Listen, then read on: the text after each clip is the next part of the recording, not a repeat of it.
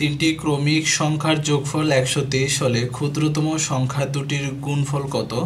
তাহলে আমরা ক্রমিক সংখ্যা জানি না যে সংখ্যাগুলো কত। ধরে নিলাম প্রথম ক্রমিক সংখ্যা হচ্ছে x, দ্বিতীয় ক্রমিক সংখ্যা হচ্ছে x প্লাস 1, তৃতীয় ক্রমিক সংখ্যা হচ্ছে x প্লাস 2। কারণ ক্রমিক সংখ্যা হচ্ছে এক করে বৃদ্ধি পায়। এবার এখানে বলা আছে যে তিনটি ক্রমিক সংখ্যার যোগফল 123। তাহলে আমরা তিনটি ক্রমিক সংখ্যাকে যোগ করব, অর্থাৎ যোগ করলে হয় 123।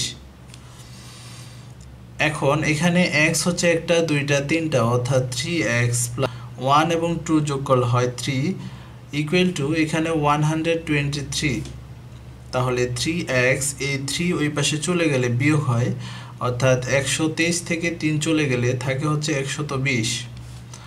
x ইজ ইকুয়াল টু, এবার এই 3 দ্বারা 120কে যদি আমরা ভাগ করি তাহলে হয় 20কে 3 দ্বারা ভাগ করলে হয় 3 4 12, অর্থাৎ 40, অর্থাৎ x এর মান হলো 40। ওকে, এখানে বলা আছে যে ক্ষুদ্রতম সংখ্যা দুটির গুণফল কত। এখানে একটা সংখ্যা, প্রথম ক্ষুদ্রতম সংখ্যা পাইলাম 40, পরের ক্ষুদ্রতম সংখ্যা 1 বৃদ্ধি পাবে, অর্থাৎ পরের সংখ্যাটা হবে 41। ওকে, এবার এই দুইটা সংখ্যার গুণফল কত? 40 এবং 41 যদি গুণ করা হয় তাহলে অ্যান্সারটা আসে 1640। তাহলে অ্যান্সারটা হবে 1640।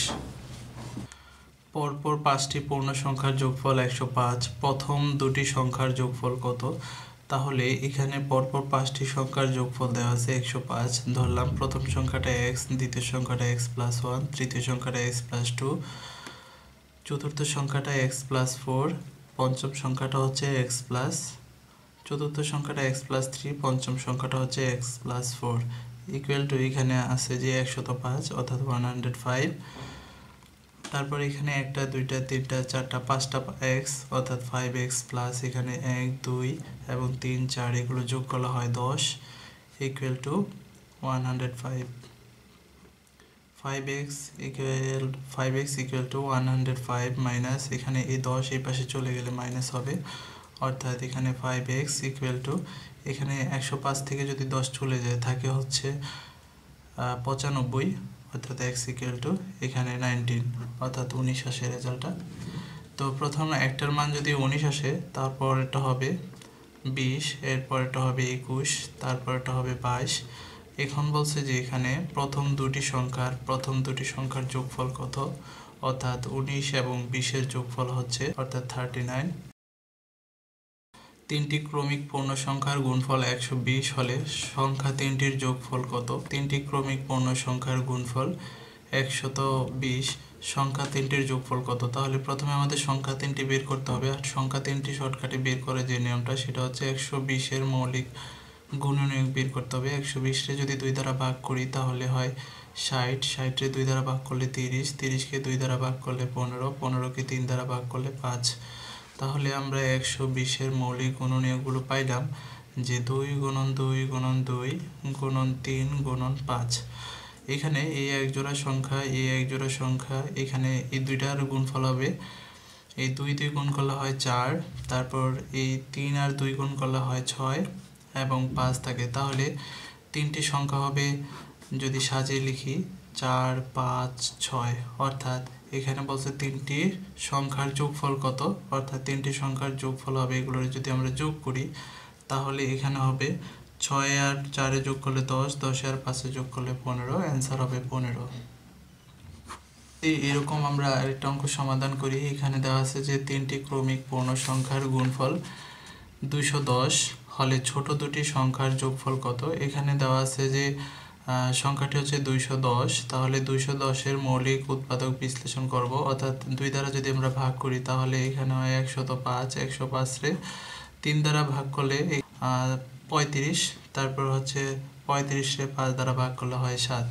তাহলে 210 এর মৌলিক গুণনীয়কগুলো আমরা পাইলাম 2 গুণন 3 গুণন 5 গুণন 7, অর্থাৎ এখানে এক জোড়া সংখ্যা, তারপরে 5 এবং 7, অর্থাৎ একটা, দুইটা, তিনটা, এই দুইটার গুণফল হচ্ছে 6, তারপর 5 এবং 7। সাজিয়ে যদি লিখি আমরা 5 6 এবং 7, অর্থাৎ তিনটি ক্রমিক সংখ্যা হবে 5 6 7। এখন প্রশ্নতে বলা আছে যে দুটি ছোট দুটি সংখ্যার যোগফল কত, অর্থাৎ ছোট দুটি সংখ্যা হচ্ছে 5 এবং 6, এই দুইটা সংখ্যা যদি আমরা যোগ করি তাহলে হয় 11, অর্থাৎ অ্যান্সার হবে 11। একটি সংখ্যা 742 হতে যত বড় 830 হতে তত ছোট, সংখ্যাটি কত? আমরা সংখ্যাটি জানি না, ধরে নিলাম সংখ্যাটি x, অর্থাৎ এই x সংখ্যাটি 742 থেকে বড়, অর্থাৎ x থেকে যদি আমরা 742 বাদ দেই এবং এখানে এই 830 থেকে আবার x সংখ্যাটি ছোট, অর্থাৎ 830 থেকে যদি x সংখ্যাটি বাদ দিই তাহলে হবে এটার মান যত হবে এটার মান ঠিক ততই হবে, তাহলে মাঝে সমান সমান দিতে হবে।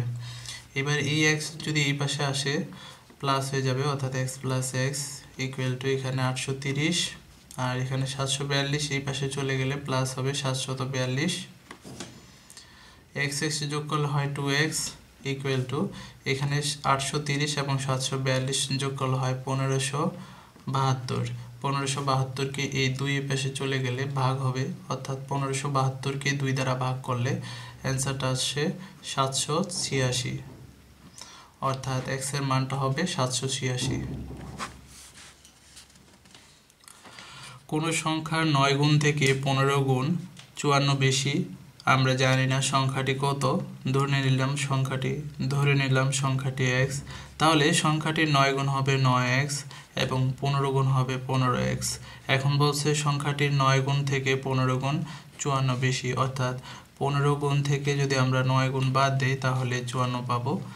এবার 15 থেকে 9 বাদ দিলে হয় 6x ইকুয়াল টু এখানে 54 হবে, তাহলে 54x ইকুয়াল টু এখানে 6 দ্বারা এই 54কে ভাগ হবে, অর্থাৎ 5 4 এখানে হবে 6 6 নং 54, অর্থাৎ x এর মান পাইলাম আমরা 9, অর্থাৎ অ্যান্সারটা হবে 9।